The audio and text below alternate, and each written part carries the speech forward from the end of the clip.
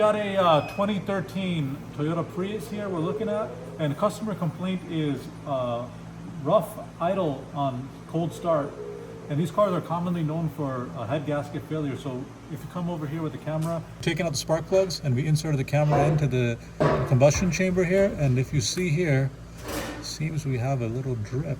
It's hard to see on the camera. I don't know if it's how good it's picking it up, but you can see that drip right there.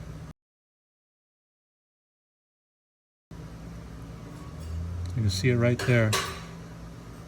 So it looks like the head gasket is failed on this one, and coolant is seeping down into the combustion chamber.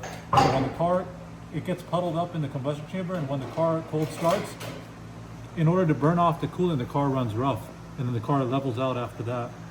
So what we might do to confirm this is we'll pressure test it and see if we can get a more constant stream coming in. So that's what we're gonna do right now. Okay guys, so we put the pressure tester on it, and as you can see here, see it on top, you see the bubble there? Yeah. So right now we put a pressure test on it, and you can see that it is leaking out of the head gasket into the combustion chamber. So this car is going to need a head gasket.